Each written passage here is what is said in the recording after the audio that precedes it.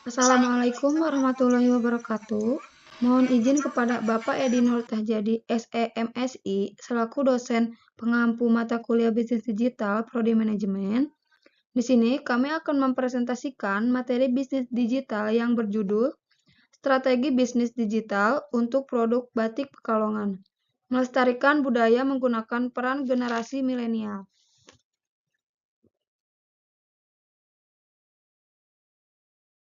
Selanjutnya, izinkan saya dan rekan-rekan saya memperkenalkan diri.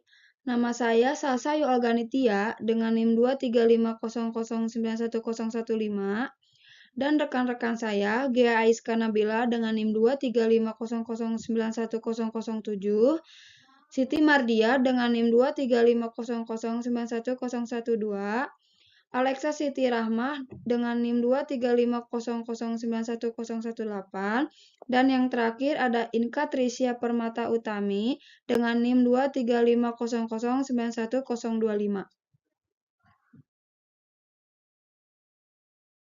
Pengenalan produk. Batik adalah seni menggambar atau melukis di atas kain mori dengan pola tertentu menggunakan malam dan canting. Kata batik berasal dari bahasa Jawa, yaitu amba yang berarti menulis dan tik yang berarti titik. Batik memiliki nilai tersendiri yang berbeda-beda maknanya dan tidak semua orang bisa menggunakan motif batik, seperti motif lereng atau parang yang hanya boleh digunakan oleh keluarga kerajaan atau bangsawan. Batik adalah kerajaan yang memiliki seni tinggi dan telah menjadi bagian dari budaya Indonesia, khususnya Jawa, sejak lama. Perempuan-perempuan Jawa pada masa lampau menjadikan keterampilan mereka dalam membatik sebagai mata pencaharian sehingga pada masa lalu pekerjaan membatik adalah pekerjaan eksekutif perempuan sampai ditemukan batik cap, yang kemungkinan masuknya laki-laki ke dalam bidang ini. Ada beberapa pengecualian bagi fenomena ini, yaitu batik pesisir yang memiliki garis maskulin seperti yang bisa dilihat pada corak Megamendung, di mana di beberapa daerah pesisir pekerjaan membatik adalah lazim bagi kaum lelaki. Tradisi membatik pada mulanya merupakan tradisi yang turun-temurun sehingga kadang-kala suatu motif dapat dikenali berasal dari batik keluarga tertentu. Beberapa motif batik dapat menunjukkan status seseorang, bahkan sampai saat ini beberapa motif batik tradisional hanya dipakai oleh keluarga keraton Yogyakarta dan Surakarta. Batik merupakan warisan nenek moyang Indonesia yang sampai saat ini masih ada. Batik juga pertama kali diperkenalkan kepada dunia oleh Presiden Soeharto yang pada waktu itu memakai batik pada konferensi PBB. Ragam corak dan warna batik dipengaruhi oleh berbagai pengaruh budaya lokal dan asing. Awalnya, batik memiliki ragam corak dan warna yang terbatas, dan beberapa corak hanya boleh dipakai oleh kalangan tertentu, misalnya kalangan keraton. Namun, batik pesisir menyerap berbagai pengaruh luar, seperti para pedagang asing dan para penjajah. Warna-warna cerah seperti merah dipopulerkan oleh etnis Tionghoa, yang juga mempopulerkan corak poenik. Bangsa penjajah Eropa juga mengambil minat kepada batik dan hasilnya adalah corak bebungaan dan sebelumnya tidak dikenali, seperti bunga tulip. Benda-benda yang dibawa penjajah, gedung atau kereta kuda, dan warna-warna kesukaan mereka seperti warna biru.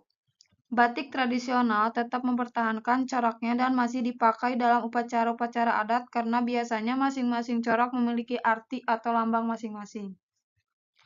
Semula, batik dibuat di atas bahan dengan warna putih yang terbuat dari kapas dan dinamakan kain mori. Dewasa ini, batik juga dibuat di atas bahan lain seperti sutra, polyester, rayon, dan bahan sintetis lainnya. Motif batik dibentuk dengan cairan lilin dengan menggunakan alat yang dinamakan canting. Untuk motif halus atau kuas, untuk motif berukuran besar sehingga cairan lilin meresap ke dalam serat kain. Kain yang telah dilukis dengan lilin kemudian dicelup dengan warna yang diinginkan. Biasanya dimulai dari warna-warna muda. Pencelupan kemudian dilakukan untuk motif lain dengan warna lebih tua atau gelap. Setelah beberapa kali proses pewarnaan, kain yang telah dibatik dicelupkan ke dalam bahan kimia untuk melarutkan lilin. Tujuan dan manfaat. Tujuan bisnis digital pada Batik Pekalongan adalah untuk meningkatkan penjualan batik melalui platform digital dan meningkatkan kesadaran masyarakat tentang keberagaman budaya batik di Pekalongan. Manfaat yang pertama di sini ada meningkatkan kesadaran merek. Strategi digital marketing membantu meningkatkan kesadaran merek batik dan memperluas jangkauan konsumen. Yang kedua, ada meningkatkan penjualan. Strategi digital marketing dapat meningkatkan penjualan batik melalui platform e-commerce seperti Shopee dan Facebook. Yang ketiga, ada meningkatkan kualitas produk. Strategi digital marketing memungkinkan konsumen memeriksa kualitas dan reputasi produk secara online. Yang keempat, meningkatkan transaksi online. Strategi digital marketing memudahkan konsumen dalam melakukan transaksi secara online. Yang kelima, ada meningkatkan brand image. Strategi digital marketing membantu meningkatkan brand image batik dengan memperlihatkan detail produk dan mempermudahkan konsumen dalam memeriksa kualitas dan reputasi produk. Yang keenam, ada meningkatkan jangkauan konsumen. Strategi digital marketing memungkinkan batik dijual secara global melalui platform seperti Zalora. Yang ketujuh, di sini ada meningkatkan inovasi. Strategi digital marketing memungkinkan perusahaan batik untuk terus melakukan inovasi dalam pengembangan aplikasi dan teknologi. Penggunaan media sosial dan penggunaan e-commerce. Menggunakan media sosial seperti Instagram, Facebook, dan TikTok untuk mempromosikan produk batik dengan konten yang menarik, seperti video tutorial, cerita di balik pembuatan batik, dan testimoni pelanggan, dapat meningkatkan minat dan keterlibatan konsumen. Kemudian terdapat beberapa poin penting yang dapat disampaikan. Yang pertama, penggunaan platform e-commerce. Mendaftarkan produk batik pada platform e-commerce seperti Tokopedia, Shopee, dan Lazada, ini akan membantu menjangkau pasar yang lebih luas dan meningkatkan penjualan secara online. Yang kedua, ada pemasaran konten. Membuat blog atau vlog yang berfokus pada sejarah, budaya, dan proses pembuatan batik, artikel dan video yang edukatif dapat menarik perhatian konsumen yang tertarik dengan nilai budaya batik. Kemudian yang ketiga, ada kampanye influencer. Bermitra dengan influencer atau selebriti yang memiliki banyak pengikut untuk mempromosikan produk batik. Review dan rekomendasi dari figur publik dapat meningkatkan kepercayaan dan minat konsumen. Kemudian yang keempat ada optimasi search engine optimization dan search engine marketing. Meningkatkan visibilitas produk batik melalui optimasi mesin pencari SEO dan pemasaran mesin pencari SEM. Penggunaan kata kunci yang relevan dan iklan berbayar dapat membantu produk lebih mudah ditemukan oleh calon pelanggan. Kemudian yang kelima ada personalisasi pengalaman pelanggan. Memanfaatkan data analitik untuk memahami preferensi dan perilaku pelanggan. Personalisasi penawaran dan rekomendasi produk berdasarkan data ini dapat meningkatkan kepuasan dan loyalitas pelanggan. Yang keenam, ada pengembangan aplikasi mobile. Membuat aplikasi mobile khusus untuk produk batik yang memudahkan pelanggan untuk berbelanja, melihat koleksi terbaru, dan mendapatkan penawaran eksklusif. Yang ketujuh, ada kolaborasi dengan desainer dan brand ternama. Mengadakan kolaborasi dengan desainer terkenal atau brand besar untuk menciptakan koleksi batik eksklusif. Ini dapat menarik perhatian pasar premium dan meningkatkan citra produk. Kemudian yang kedelapan ada pelayanan pelanggan yang responsif. Menyediakan layanan pelanggan yang responsif melalui chat, email, atau media sosial untuk menjawab pertanyaan dan membantu menyelesaikan masalah konsumen dengan cepat. Dan yang terakhir, di sini ada penggunaan teknologi augmented reality. Memanfaatkan teknologi AR untuk memberikan pengalaman interaktif kepada pelanggan, seperti mencoba produk secara virtual sebelum membeli. Kolaborasi dengan desainer dan brand ternama. Mengadakan kolaborasi dengan desainer terkenal atau brand besar untuk menciptakan koleksi produk eksklusif ini dapat menarik perhatian pasar premium dan meningkatkan citra produk.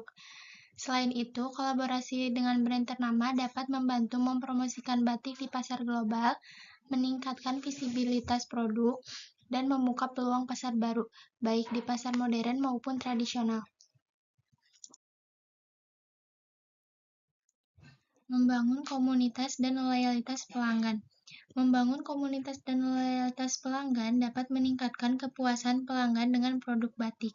Kepuasan ini dapat berupa penilaian positif terhadap produk dan layanan. Selain itu, loyalitas pelanggan dapat meningkatkan pembelian berulang karena pelanggan yang loyal cenderung untuk membeli produk yang sama dari perusahaan yang sama. Hal ini dapat meningkatkan penjualan dan pendapatan perusahaan. Program loyalitas dapat berupa dengan menawarkan program loyalitas untuk pelanggan setia, seperti diskon, poin reward, dan akses eksklusif. Selain itu, diselenggarakannya event online seperti webinar, workshop, dan kontes desain batik untuk meningkatkan engagement dan membangun loyalitas pelanggan. Implementasikan rencana bisnis digital untuk batik Pekalongan. Pertama, analisis pasar dan perencanaan. Terdiri dari riset pasar, yaitu identifikasi target pasar, tren terkini, dan preferensi konsumen terhadap produk batik. Selanjutnya, analisis SWOT. Tentukan kekuatan, kelemahan, peluang, dan ancaman dalam bisnis batik Anda. Kedua, pengembangan produk. Terdiri dari inovasi desain. Buat variasi desain batik yang sesuai dengan tren dan preferensi konsumen. Selanjutnya, kualitas produk. Pastikan kualitas bahan dan pekerjaan batik tetap tinggi. Ketiga, branding dan identitas merek. Terdiri dari logo dan nama brand. Buat logo dan nama merek yang sesuai dan mudah diingat, lalu mempresentasikan produk tersebut. Selanjutnya, kisah merek. Terdiri dari sejarah dan keunikan batik Pekalong yang dapat menarik minat konsumen. Keempat, platform digital. Terdiri dari website. Buat website yang responsif dan user-friendly untuk menampilkan dan menjual produk batik secara online. Selanjutnya, e-commerce. Terdapat produk dari platform e-commerce seperti Tokopedia, Shopee, dan Bukalapak. Selanjutnya, media sosial. Gunakan Instagram, Facebook, dan Pinterest untuk mempromosikan produk dan berinteraksi dengan konsumen. Kelima, strategi pemasaran digital. Terdiri dari search engine optimization, yaitu optimalkan website untuk mencari agar mudah dan ditemukan oleh calon pelanggan.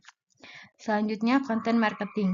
Buat konten menarik seperti blog, video, dan foto yang menunjukkan proses pembuatan batik dan cerita di baliknya. Selanjutnya, email marketing. Gunakan email marketing untuk memberitahukan promo, produk baru, dan berita terkait kepada pelanggan. Selanjutnya, influencer marketing. Kerjasama dengan influencer yang memiliki pengikut sesuai dengan target pasar Anda untuk mempromosikan tersebut. Keenam, manajemen dan logistik. Terdiri dari sistem pembayaran, integrasikan berbagai metode pembayaran untuk memudahkan transaksi. Selanjutnya, pengiriman. Pilih jasa pengiriman yang handal dan cepat untuk memastikan produk sampai ke tangan konsumen dengan baik. Selanjutnya, manajemen stok. Gunakan software manajemen stok untuk melacak persediaan barang secara real-time. Selanjutnya, ketujuh, evaluasi dan pengembangan berkelanjutan analisis data. Pantau dan analisis data penjualan, kunjungan website, dan interaksi media sosial untuk mengidentifikasikan apa yang berhasil dan apa yang perlu diperbaiki. Selanjutnya, feedback pelanggan. Kumpulkan dan analisis feedback dari pelanggan untuk memahami kebutuhan dan keinginan mereka. Implementasi strategi bisnis plan pada batik Pekalongan. Implementasi bisnis plan pada batik Pekalongan melibatkan beberapa langkah penting. Pertama, perlu dilakukan evaluasi terhadap bisnis plan yang telah dibuat untuk mengetahui kekuatan dan kelemahan serta peluang dan tantangan yang dihadapi. Kedua, perlu dilakukan pengembangan strategi bisnis yang spesifik dan jelas, termasuk strategi pemasaran dan pengembangan produk. Ketiga, perlu dilakukan pengelolaan kelompok usaha yang efektif dan efisien, termasuk manajemen pengelolaan keuangan dan sumber daya. Keempat, perlu dilakukan evaluasi secara berkala untuk mengetahui kemajuan dan perubahan yang terjadi dalam proses implementasi bisnis plan. Dalam implementasi bisnis plan pada batik Pekalongan, beberapa strategi yang dapat digunakan antara lain, yang pertama, mengembangkan produk batik yang digabungkan dengan paket wisata alam. Hal ini dapat membantu meningkatkan penjualan produk batik dan juga meningkatkan kunjungan wisatawan ke daerah Pekalongan. Kedua, mengembangkan variasi produk batik. Hal ini dapat membantu meningkatkan penjualan produk batik dan juga meningkatkan keunikan produk batik. Ketiga, mengembangkan kerjasama dengan mitra strategis. Hal ini dapat membantu meningkatkan penjualan produk batik dan juga meningkatkan kemampuan produksi. Keempat, mengembangkan strategi pemasaran yang efektif. Hal ini dapat membantu meningkatkan penjualan produk batik dan juga meningkatkan kesadaran masyarakat terhadap produk batik. Kelima, mengembangkan sistem manajemen yang efektif. Hal ini dapat membantu meningkatkan efisiensi dan efektivitas dalam pengelolaan keuangan dan sumber daya. Dengan demikian, implementasi bisnis plan pada Batik Pekalongan dapat membantu meningkatkan penjualan produk batik dan juga meningkatkan kemampuan produksi, serta meningkatkan kesadaran masyarakat terhadap produk batik.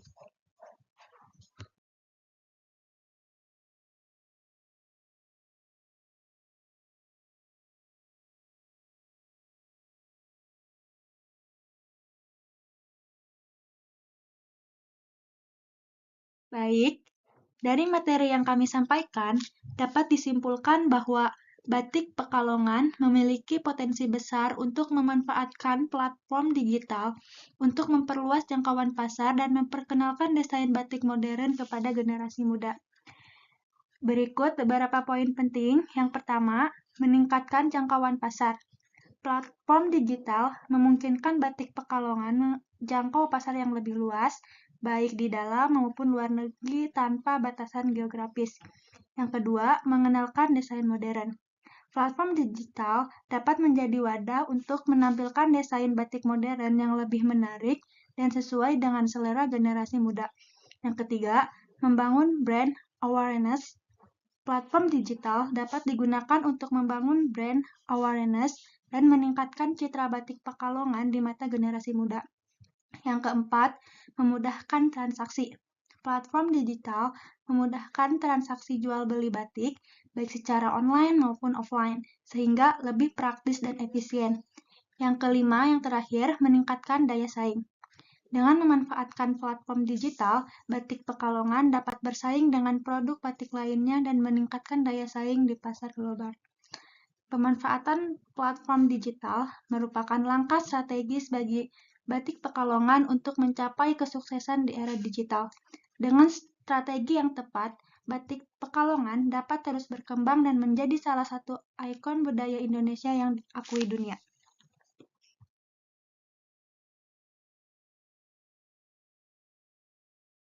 Cukup sekian presentasi dari kelompok kami. Kami harap teman-teman dapat memahami materi yang kelompok kami sampaikan. Mohon maaf apabila ada kesalahan kata dan ucapan yang kurang dimengerti. Sekian, wassalamualaikum warahmatullahi wabarakatuh.